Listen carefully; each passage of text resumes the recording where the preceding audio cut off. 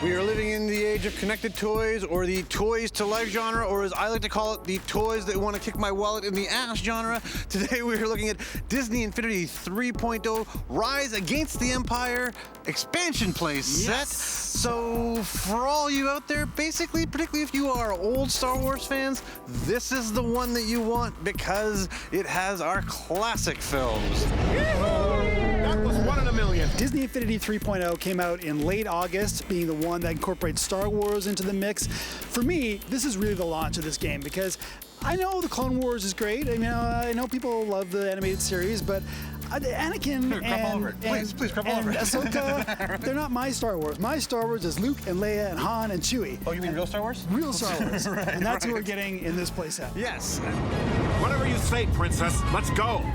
So this is a $35 expansion on top of the original game, and it comes with Luke, Leia, and that little ball. What do they call it? Oh, the Death Star, right? The Death Star. And then, of course, it's about $15 for any additional characters you might want, like, oh, I don't know, Han Solo, like you gotta have Han and Chewie. Chewbacca, you know. So let's put the price out there. This is my big problem with sort of all of these games. This is why I try and actually keep them away from my daughter, because in for a penny, in for a pound with these things, right? Like, it's kind of crazy. Yeah, I mean, that's the whole business model here, right? Like, you unlock new characters and new vehicles and new worlds by buying the physical toys. And the physical toys, especially with the Disney Infinity line, are cool unto themselves. The figures are nicely sculpted. There's sort of that stylized, kind of animated look to the characters, and they're nice. But see, being a childless, barren adult, I don't have to worry about that.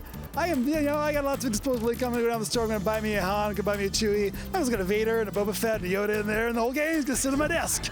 The Empire did this. Hold on, everyone. We're caught in a tractor beam. I think that there's a bit more polish in these games.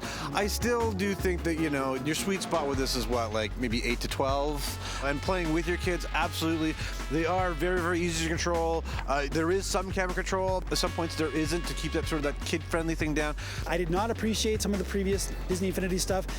This I actually enjoyed playing through, and it's because it's Star Wars. This is like Tatooine and Hoth and Endor are places I know. They're places that speak to me, so I think if this was just a generic space adventure, I'd have very little interest in it. What, are you saying this is the Disney Infinity you're looking for?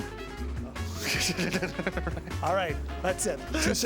On that note, what are you gonna give Rise Against the Empire? 7.5 out of 10. I did a little bit more than that, 8 for me.